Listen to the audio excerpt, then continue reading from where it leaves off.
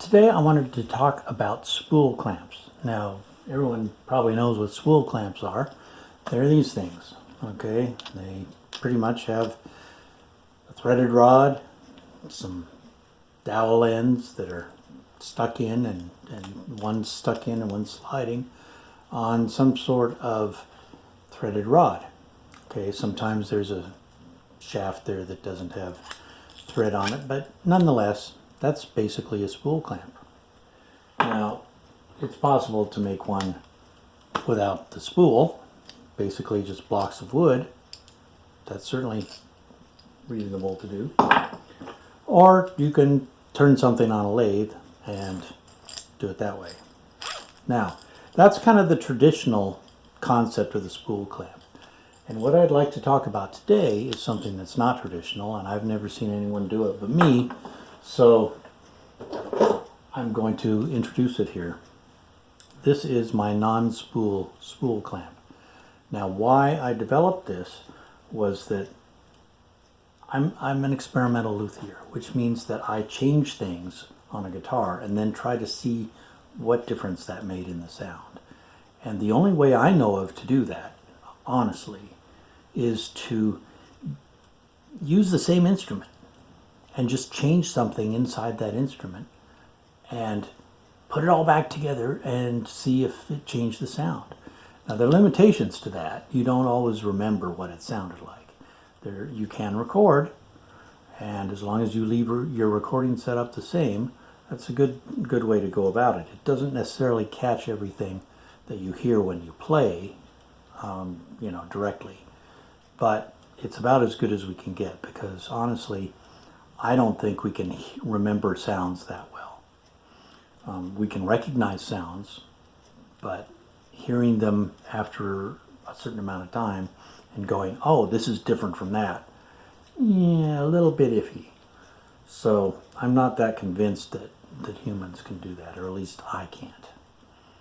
So what I wanted to do was come up with a clamping system that allowed me to clamp a back onto a guitar and play it, string it up, play it for a while, then take the back off and do whatever I wanted to do on the soundboard generally, and then reassemble it the same way as much as I could, same number of clamps, same positioning, all that stuff, and then play it again for a while, do whatever recording I needed to do, and then be able to compare like to like. Now, if you don't do something like this, then you've got a huge number of variables, even if you're using the same type of woods, even if you're using the same woods from the same trees, you still end up with variables. And you need to know what those variables are.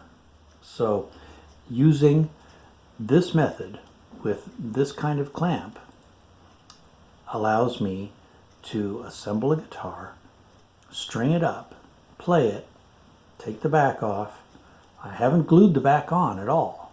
I've just clamped it on with these, and do whatever I need to do, come back, play it again, make the comparison, see if it changed anything at all. And sometimes it doesn't. Sometimes you have to do a lot to get a difference in sound.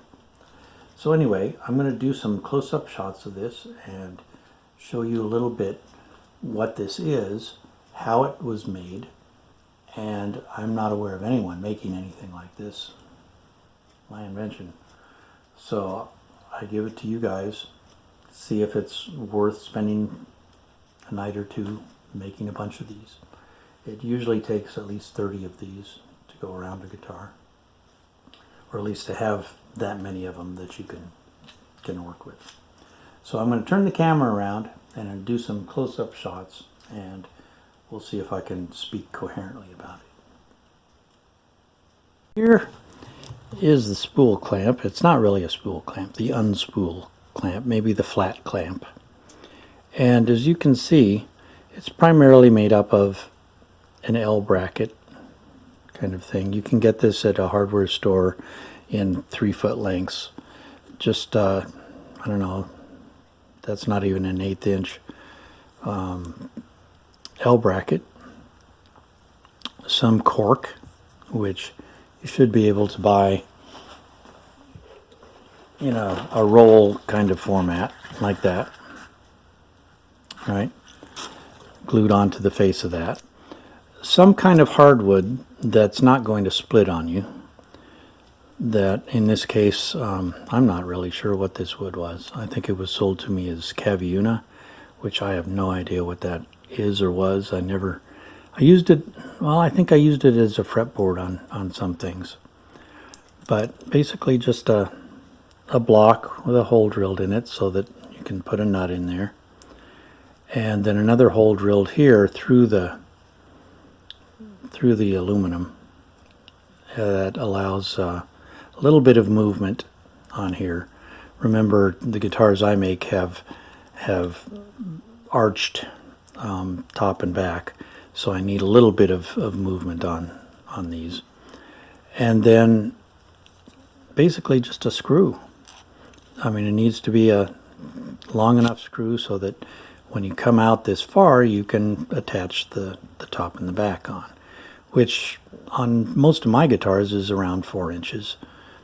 And the screw itself is probably 3 inches.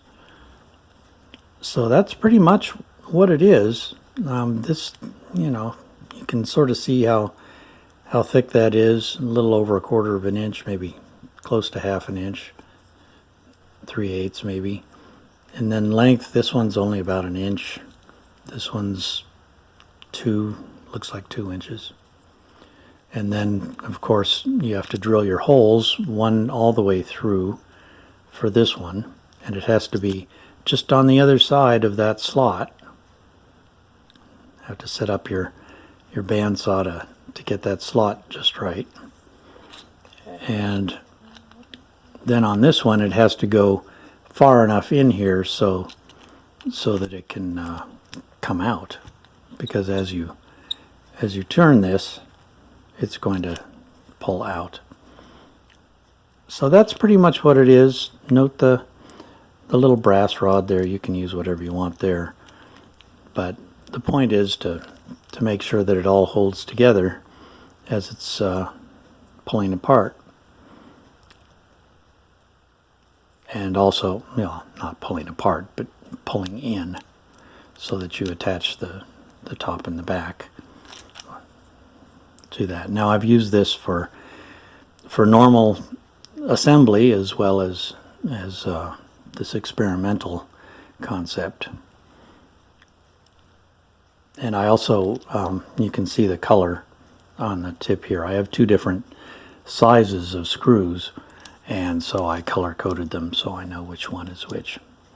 Now, another interesting little use for this is a lot of times you need to route some sort of inlay slot onto the butt end of the instrument, and you need something that will hold a guide, if you're using a Dremel tool or something like that, to actually run a nice clean line through there. And so this was adapted for that purpose.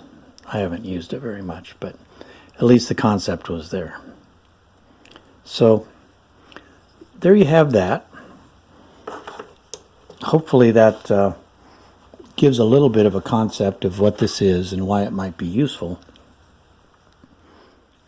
and why it might be worth spending, a little bit of time, not much money, to make a set of these. Have at it. Good luck.